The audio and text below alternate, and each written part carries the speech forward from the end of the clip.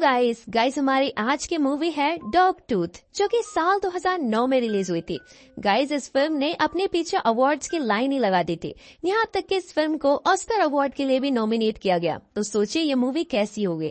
But guys मैं personally तौर पे बताऊं तो मैंने आज तक इतनी वियर्ड और डिस्टर्बिंग मूवी नहीं देखी। तो गाइस चलते हैं, बिना टाइम वेस्ट किए सीधा मूवी स्टार्ट करते हैं।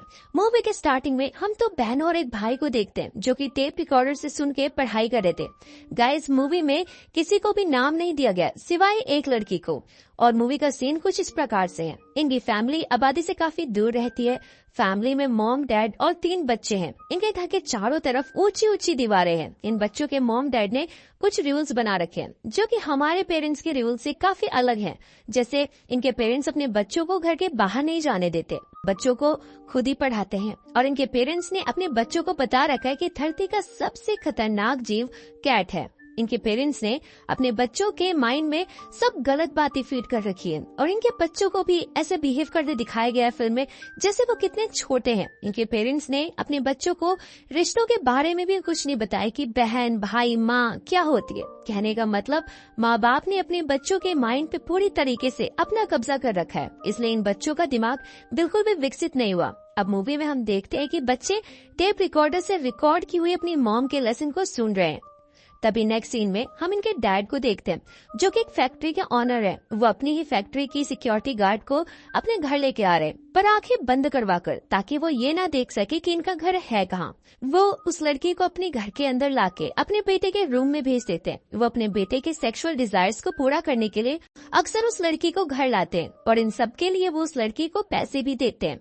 और पूरी फिल्म में सिर्फ इस सिक्योरिटी गार्ड का ही नाम है और इसका नाम है क्रिस्टियाना। इसके नेक्स्ट सीन में हम क्रिस्टाना को बड़ी बेटी के साथ देखते हैं। दोनों बैठ के बात कर रही थी। बड़ी बेटी क्रिस्टाना से उसके हेयरबैंड के बारे में पूछती है तो क्रिस्टाना बताती है कि ये हेयरबैंड रात में चमकता भी है, जिसे सुन के बड़ी बेटी उसे लेने की इच्छा करती है बट डायरेक्टली मांगती नहीं है। वो बताती है कि मेरे पास भी एक हेयरबैंड था बट वो मैंने अपनी बहन को सॉक्स के बदले दे दिया। इस बात से हमें पता चलता है कि इनके पेरेंट्स ने इन बच्चों को पैसों का कॉन्सेप्ट भी नहीं समझाया था। इसके बाद इनके डैड क्रिस्टाना के साथ एक फैमिली फोटो खींचते हैं। दरअसल क्रिस्टाना सब जानती थी कि ये फैमिली अजीब है बट उसे तो सिर्फ पैसों से मतलब था, इसलिए वो और चीजों पे ध्यान नहीं देती। इसके बाद उनके डैड क्रिस्टाना की आंखें बंद करवा के वापस उसे छोड़ आते हैं। फिर नेक्स्ट सीन में हम उनके बच्चों को देखते हैं जो कि बहुत बड़े हैं बट ऐसे खेल रहे हैं मानो वो कितने छोटे बच्चे हों। वो दिन भर तीनों आपस में लड़ते, खेलते, कूदते अपना दिन बिता देते हैं। फिर हम इस पूरी फैमिली को डिनर टेबल पे देखते हैं और इसी टाइम हमें पता चलता है कि इन तीनों बच्चों में से जो सबसे अच्छा बिहेवियर करता है उसे उतने ज्यादा स्टिकर्स मिलते हैं और इसी कारण सबसे ज्यादा स्टिकर्स भाई के पास है, फिर उसकी बहन और फिर सबसे छोटी बहन के पास। और इसी से तय होता है कि रात को किसकी मर्जी चलेगी। ज्यादा स्टिकर्स भाई के पास थे, इसलिए वो कहता है कि हम टीवी देखेंगे। तो वो तीनों भाई बहन बैठ के टीवी देख रहे होते हैं बट टीवी में वो सिर्फ अपने घर के रिकॉर्ड की हुई वीडियोस देखते हैं, क्योंकि उनके पेरेंट्स ने उन्हें ऐसा कुछ भी बता नहीं रखा कि बाहर भी लोग होते हैं और भी बहुत सी खूबसूरत चीजें इस दुनिया में मौजूद है। इसी कारण उनके टीवी में उनके डैड ने सिर्फ उन्हें अपनी फैमिली वीडियोस चलाना ही सिखा रखा है। इनके घर में फोन है बट वो सिर्फ उनके पेरेंट्स यूज करते हैं, बच्चों से उसे छुपा के रखा हुआ है। इसके अगली सुबह हम इनके बड़े बेटे को देखते हैं जो कि अपने डैड की कार वॉश कर रहा था, पर इसके बाद वो झाड़ियों से बात कर रहा था और पत्थर फेंक रहा था। वो ऐसा इसलिए कर रहा था क्योंकि इनके पेरेंट्स ने अपने बच्चों को ये बता रखा था कि तुम्हारा एक और भाई था बट वो एक दिन घर से बाहर निकल गया और अब वो बड़ी मुसीबत में है और हम भी उसे अब बचा नहीं सकते। ये पेरेंट्स इसलिए अपने बच्चों को ऐसी झूठी बातें बताते हैं ताकि वो बच्चे कभी भी घर से बाहर कदम ना रखे। और बच्चे अपने माँ बाप की इन बातों को सच भी मानते थे, इसलिए वो कभी भी बाहर जाने से डरते थे।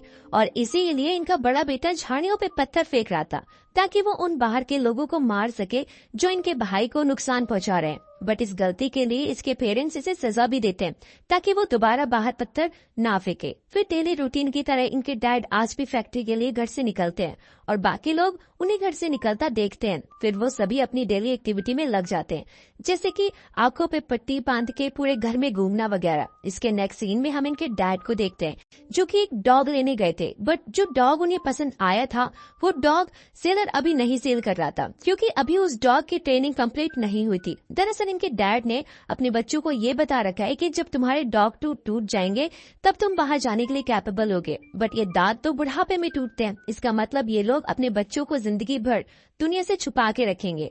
इसके नेक्स्ट सीन में क्रिस्टियानो को देखते हैं जो कि आज फिर से इनके घर आई है, बट ये भी थोड़ी अजीब है। क्रिस्टियानो इनके बड़े बेटे से इंटीमेट होने के बाद हमेशा की तरह इनकी बड़ी बेटी के पास जाती है और पूछती है कि क्या तुम्हें ये हेयरबैंड चाहिए। तो बड़ी बेटी तुरंत हाँ कहती है, बट क्रिस्टियानो उससे कहती है कि अगर वो उसकी प्राइवेट पार्ट को लिक करेगी तभी वो उसे ये हेयरबैंड देगी। अब उसकी बड़ी बहन को ऐसा कुछ नहीं पता था कि ये गलत है या सही, इसलिए वो ऐसा करती भी है।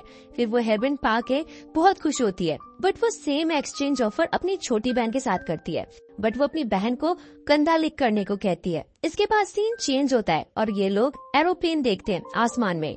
बट इनके पेरेंट्स ने इन्हें ये नहीं बता रखा था कि इसमें इंसान भी होते हैं, इसलिए ये बच्चों से बर्ड की तरह समझते हैं और इनके पेरेंट्स टॉय एरोप्लेन चुपके से गार्डन में या फिर कहीं भी गिरा देते थे। फिर कहते थे कि एरोप्लेन हमारे घर में गिर गया। इसके बाद ये बच्चे इन एरोप्लेन से खेलते और एक दिन ऐसे ही खेलते खेलते इनकी बड़ी बेटी अपने भाई से एरोप्लेन छीन के घर के गेट के बाहर फेंक देती है, जिससे भाई खड़ा होकर एरोप्लेन देखता है, बट एरोप्लेन लेने बाहर नहीं जाता।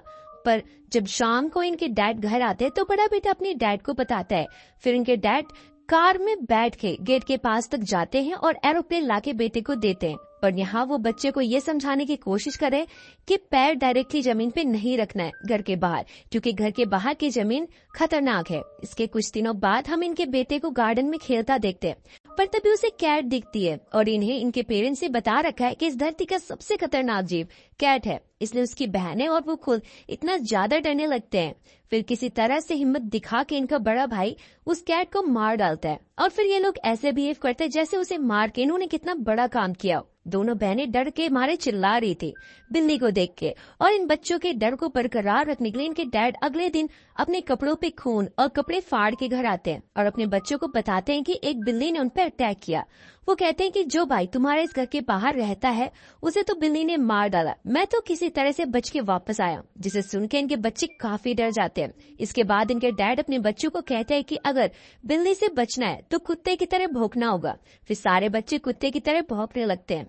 अगले सीन में इनके डैड को पता चलता है कि इनकी वाइफ दोबारा प्रेग्नेंट है, वो भी जुड़वा बच्चों से। तो डैड अपने बच्चों को भी ये बात बताते हैं और कहते हैं कि तुम्हारे 3 भाई बहन होने वाले हैं, जिसमें एक डॉग भी होगा, और तुम सभी को अपने टॉयज अपने आने वाले भाई बहनों के साथ शेयर करना होगा। और यहाँ हम देख सकते हैं कि इन बच्चों को ये बात भी नहीं पता कि कुत्तों भी इंसान जन्म नहीं देते। इसी तरह कई छोटी छोटी घटनाओं को हम देखते हैं जो कि इनके पेरेंट्स अपने बच्चों के साथ बिल्कुल गलत करते हैं। जैसे वो खुद ही पूल में फिश डाल देते हैं और बच्चों को लगता है कि फिश ऐसे ही आती है, बाहर कोई समुद्र नहीं होता, ये तो ऐसे ही घर में अपने आप आ जाती है। इनके डैड घर में जो भी खाने पीने के सामान भी लाते थे उन सभी पे लगे स्टिकर्स, नेम्स, एड्रेस पहले ही हटा देते थे ताकि बच्चे किसी भी तरह से बाहर की दुनिया से कांटेक्ट ना बना सके। इसके बाद एक दिन फिर क्रिस्टियाना घर आती है और वो इनके बेटे से इंटीमेट होने के बाद बड़ी बेटी के पास जाती है और दोबारा लिक करने को कहती है, बट इस बार बड़ी बेटी मना कर देती है। पर फिर वो लिक करने को राजी हो जाती है, बट वो इस बार उससे लिक करने के बदले कुछ सीडीज मांगती है, तो क्रिस्टियाना उसे दे देती है। इसके बाद जब रात में सब सो रहे थे तब इनकी बड़ी बेटी वो सीडी टीवी में लगा के देख रही थी और ये पहली बार था कि उसने अपनी लाइफ में अपने घर के अलावा कुछ और देखा। अब उसे अपने पेरेंट्स की बताई बातों के अलावा कुछ और भी नई बातें पता थी। इसलिए जब वो अपने भाई बहनों से बात कर रही थी कि कैट सबसे खतरनाक जानवर नहीं बल्कि शार्क सबसे खतरनाक जानवर होती है, उस दौरान ये बात उसके डैड समझ जाते हैं कि उसने बाहर दुनिया की कुछ चीज देखी है और इसी कारण वो उससे पूछते भी हैं। वो उन्हें सब सच सच बता देती है सीडी के बारे में। फिर उसके डैड उसे भी मारते हैं और फैक्ट्री जाके क्रिस्टियाना को भी मारते हैं और दोबारा आने से भी घर पे मना कर देते हैं। इसके बाद अब जबकि क्रिस्टियाना घर नहीं आएगी तब कोई तो चाहिए इनके बेटे के लिए और वो बाहर से ऐसे किसी को भी नहीं ला सकते, इसलिए वो अपने बेटे को अपनी दोनों बहनों में से किसी एक को चुनने को कहते हैं, जो कि बिल्कुल गलत है।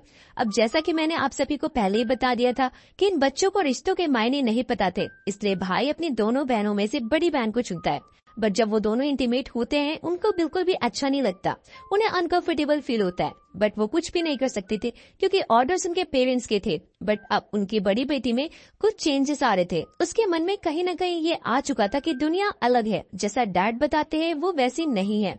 बट उसे ये भी पता था कि जब तक उसके डॉग टूथ नहीं टूटेंगे वो बाहर नहीं जा सकती। इसलिए रात के टाइम जाके वो अपने दोनों डॉग टूथ तोड़ देती है, क्योंकि बचपन से उसे यही बताया गया था कि बिना डॉग टूथ टूटे वो बाहर नहीं जा सकती। इसलिए वो अपने डॉग टूथ तोड़ने के बाद अपने डैड के कार की डिग्गी में छुप जाती है और मूवी के लास्ट में हमें वही कार दिखाई जाती है और यहीं पे ये मूवी खत्म हो जाती है। गाइस, यहाँ से डायरेक्टर ने हम पे छोड़ दिया कि एंडिंग हम क्या सोच सकते हैं। शायद वो डिग्गी से निकल के बाहरी दुनिया में पहुंच गई हो और शायद उसके डॉग टूथ टूटने के कारण खून ज्यादा बहने के कारण वो मर गई हो, या शायद उसके डैड ने उसे देख लिया हो। बट क्यों इस मूवी को इतने अवार्ड्स मिले, इसके पीछे बहुत सी डीप मीनिंग्स हैं। मेरे हिसाब से मूवी में डायरेक्टर हमें ये दिखाना चाह रहा है कि हमारे पहले टीचर हमारे मॉम डैड होते हैं और वो हमें जैसी परवरिश देते हैं, जो हमें सिखाते हैं, हम वैसे ही बनते जाते हैं। वैसे सबके अपने नजरिए होते हैं। आपके नजरिए के हिसाब से डायरेक्टर क्या बताने की कोशिश कर रहा है वो हमें कमेंट सेक्शन में जरूर बताइएगा। और अगर आप हमारे चैनल पे नए हैं तो चैनल को सब्सक्राइब करना बिल्कुल ना भूलना। Thank you and bye bye.